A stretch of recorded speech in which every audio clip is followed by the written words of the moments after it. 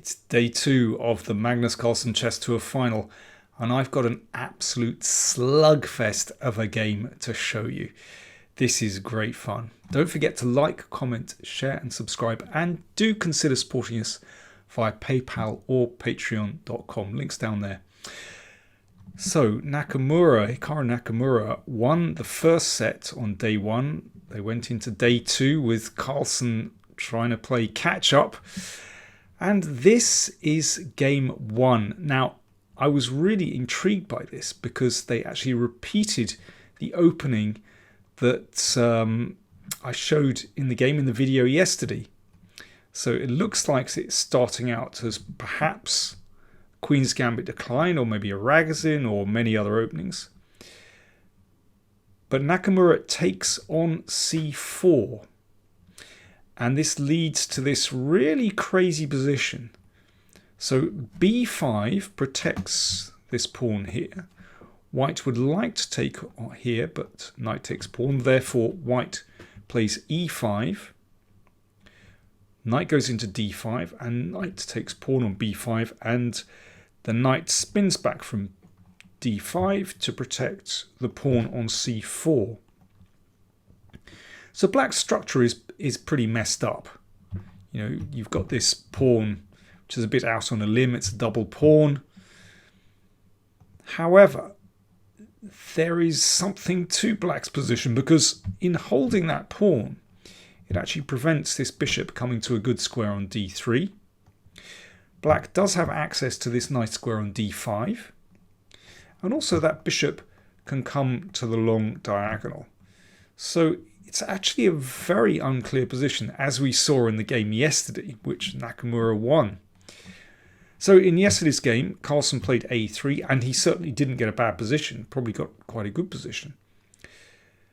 Bishop e2 is actually the most popular move, but Carlsen didn't come to the game empty-handed, and he was ready with another move. He played pawn to a4, which has been played in a few games previously, but is still quite unusual.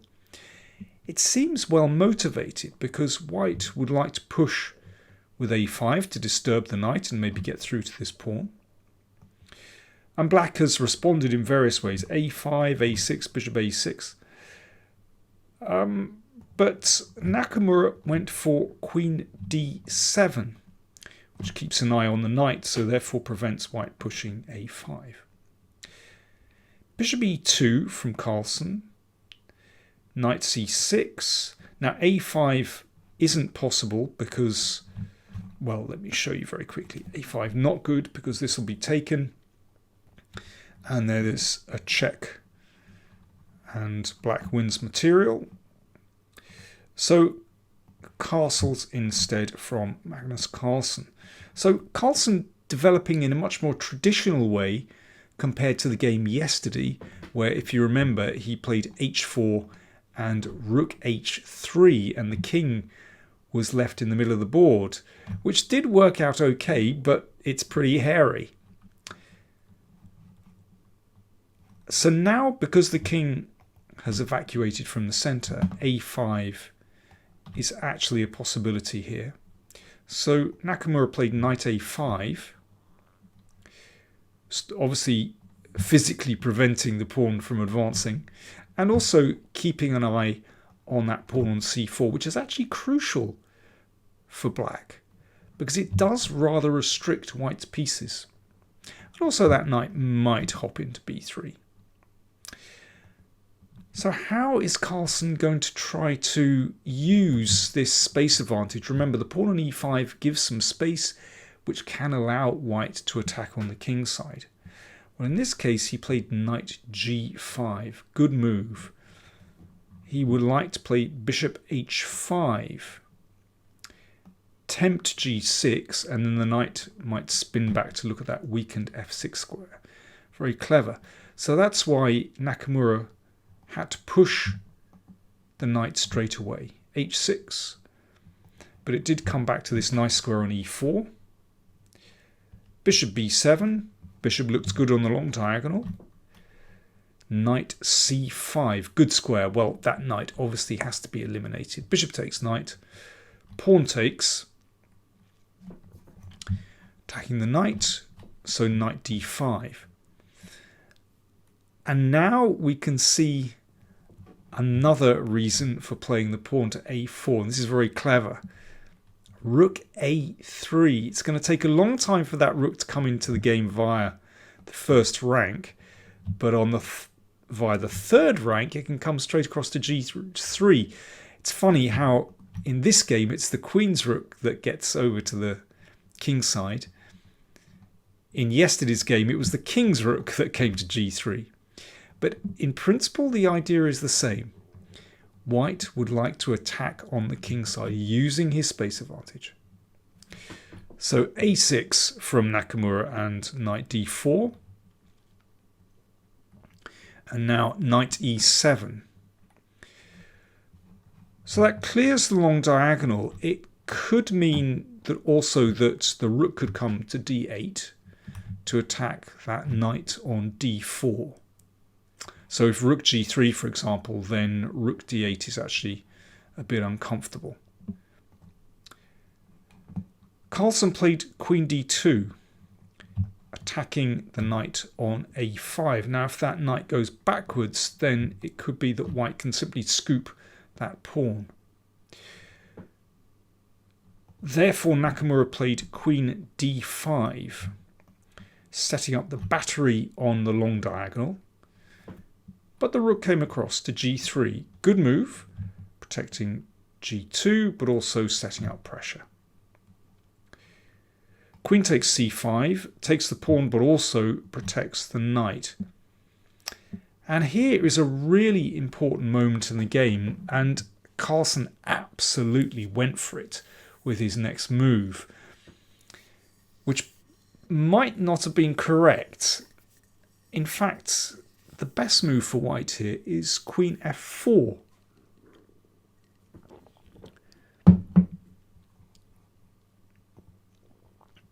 So with a simple idea of moving pieces across to the king side, also looks at f7, and perhaps rook g7 is coming as well. Keeps hold of e5 too. So it looks pretty reasonable, and sometimes there's even sacrificial possibilities with knight takes e6 as well. By the way, if rook g7, then castle's queen side is uncomfortable with that pin. But queen f4 steps away from those problems, and that would have been the best move. But, well, Carlsen was absolutely on fire here and just wanted to take the fight straight to black here. b4. Forking queen and knight, so obviously that pawn has to be taken en passant.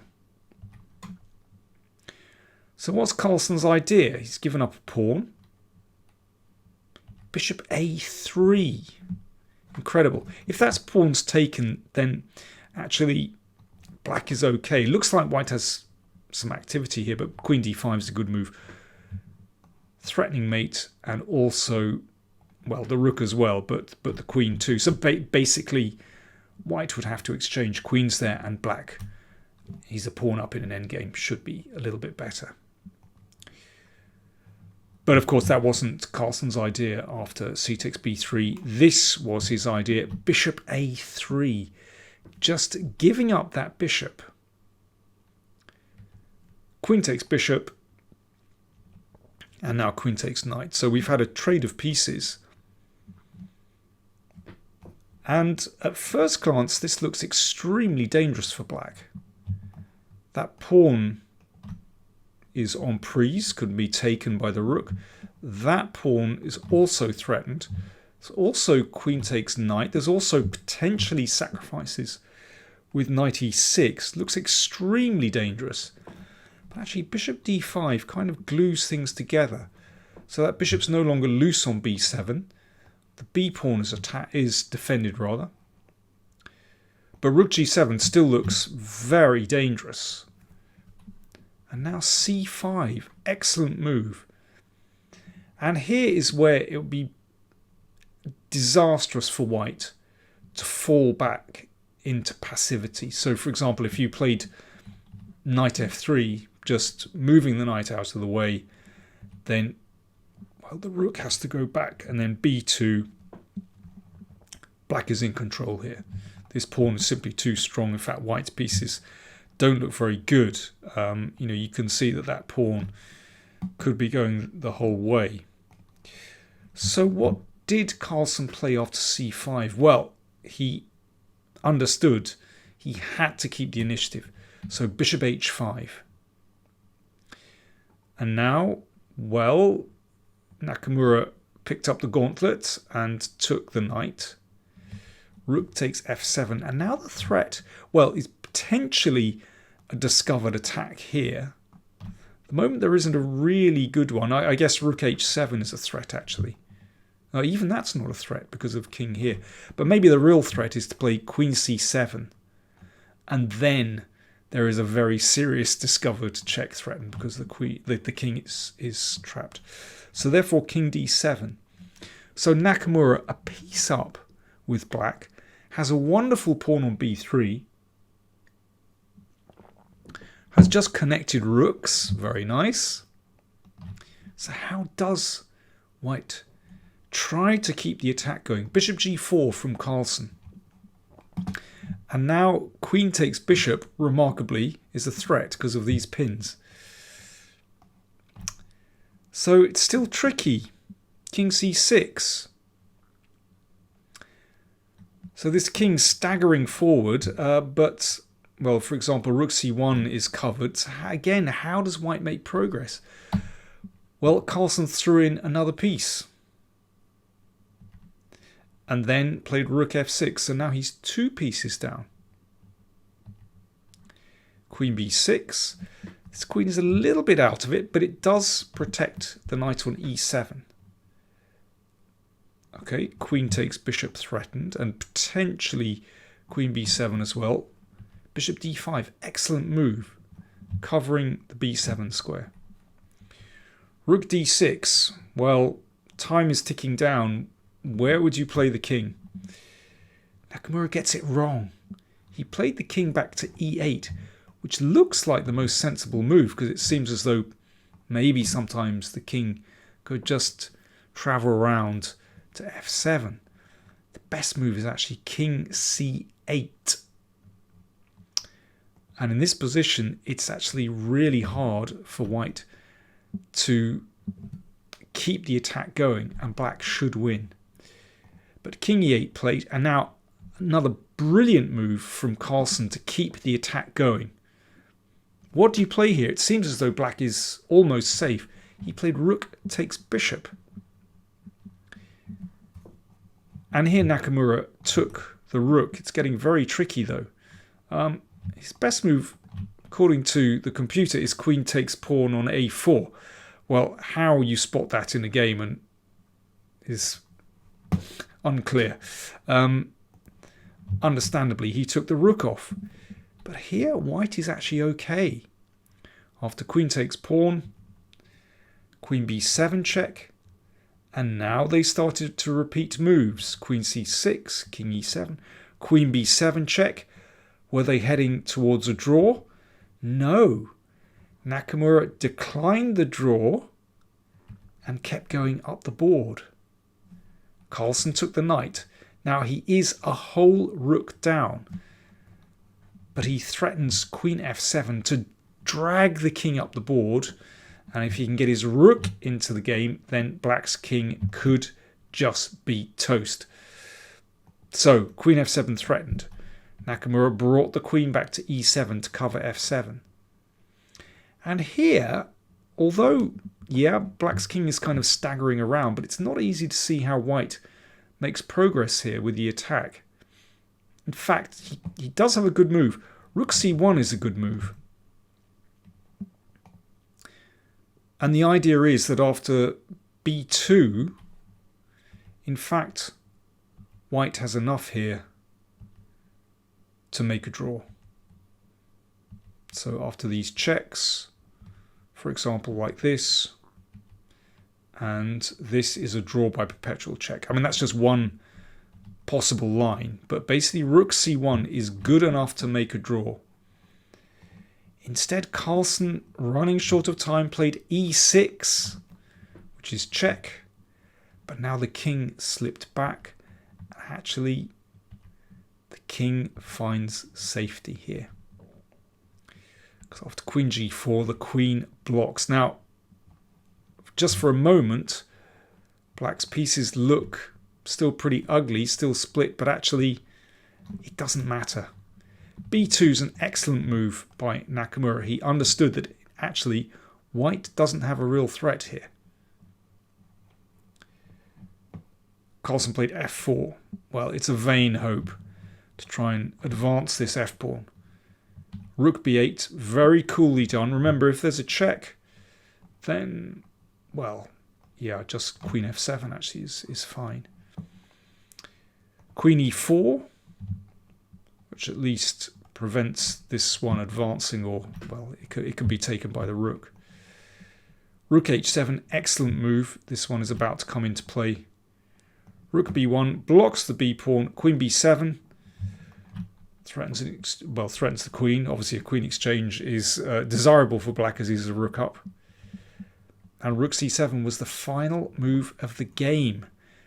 Carlsen resigned. Rook c1 check coming, and it's completely over. So that was the first game. Remember, Nakamura had won the first set, and now he had won the first game of the second set. An absolute shocker for Carlsen, who, well, he'd played this very interesting opening line with a4, which actually turned out pretty well. If he'd played queen f4 here, he'd have had a really splendid initiative, but he got it wrong. Even then he had chances. An absolutely fascinating game. So what happened after that? That was only game one. Well, Nakamura played a quick draw in game 2. Carlsen won game 3, so it was then even. Nakamura played another quick draw with white in game 4 because he wanted to get to the blitz tie breaks. The first game was drawn, and then what happened? Let me show you. In the second blitz game, they reached this position. Carlsen with the black pieces. Well, here Carlsen's already got control. This rook stands well on the open file. It can't go there at the moment. Nevertheless, you can see with the queen active, the rook active, this bishop holds position together. Nakamura panicked. He's got a bad position anyway. He played queen e4, but that allowed a little tactic. Queen a4, hitting the rook and threatening mate in 1. A shocker. So Nakamura resigned, and Magnus Carlsen won the second set. So it's now 1 set all. Carlsen did play much better today. He certainly ground out a nice win in game 3. But still, this is an incredibly close match. And well, let's see what's going to happen. But yeah, Carlsen still looks pretty tired, and Nakamura looks really up for it. And that was an impressive win in game 1. Anyway, it's very close. Listen, thanks for watching, and I'll keep you updated on further rounds. Thanks for watching.